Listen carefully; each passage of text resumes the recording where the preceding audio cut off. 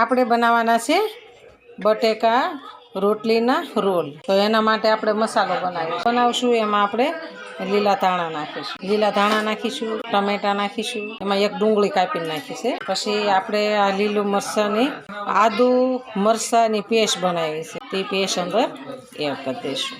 આપણે સ્વાદ પ્રમાણે નાખીશું મીઠું, અડધી ચમચી નાખીશું આપણે ધાણા જીરું, આપણે હિંગ નાખીશું, આખું જીરું નાખીશું, અને આપણે મરચાંની આપણે 2 ચમચી ભરીને મરચું નાખીશું. આપણે હળદર નાખીશું, આપણે નાખીશું 1 ચમચી જેટલી ખાંડ. તો આપણા બધા મસાલા કમ્પ્લીટ તૈયાર છે. તો આ મસાલાને આપણે બધા પીસી મિક્સ કરી દેવાના છે. તો મિક્સ કરી દઈશું, આવી રીતના કરી દઈશું. આપણે બટેકા સાથે આપણે મસાલો બનાવી નાખીશું. આપણો મસાલો કમ્પ્લીટ તૈયાર થઈ ગયો છે. તો આપણે આવી રીતના મુઠિયા બનાવવાના છે, આવી રીતના પીસ બનાવવાના છે. પીસ બનાવી અને આપણે સાઈડમાં લઈ લેવાના. આવી રીતના પીસ બનાવી નાખવા છે. પીસ બનાવીને આપણે એક ડીશમાં લઈ લઈશું.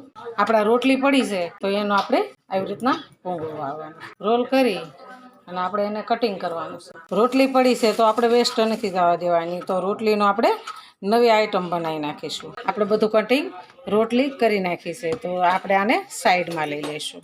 મેદાનો લોટ લઈશું. મેદાના લોટમાં આપણે પાણી નાખી અને એને ગોળી નાખવાનું છે. આપણે સ્વાદ પ્રમાણે મીઠું નાખીશું. આપણે આનો ગોળ કરી નાખીશું. આપણે બટેકાના આવી રીતના રોલ બનાવી નાખીશું. રોલ બનાવી અને આને આવી રીતના એડ કરી દેવાનું છે. આવી રીતના એડ કરી આપણે આ રોટલી લેવાની છે. રોટલીની અંદર આપણે આવી રીતના સેટ કરી દેવાનું. આવી રીતના સેટ કરી અને આપણે પકોડા બનાવી નાખવાના. આપણે હવે આને તળવા નાખીશું. આને આપણે ક્રિસ્પી થવા દેવાના છે. આપણે આને ફેરવી લઈશું. આપણે સરસ કરકરાટ થઈ ગયા છે અને કલર એ ચેન્જ થઈ ગયો છે. તો આપણે હવે આને બહાર કાઢી લઈશું. તો આવી રીતના એક ડીશમાં કાઢી લઈશું. આપણે એક ડીશમાં કાઢી લઈશું. આપણે ગરમ ગરમ નાસ્તો સરસ તૈયાર છે. એકદમ મસ્ત બની ગયો છે, કુરકુરો. તો હાલો ખાવા. જો અમારો વિડીયો ગમે તો લાઈક શેર અને સબસ્ક્રાઈબ કરી દેજો. રાધે રાધે.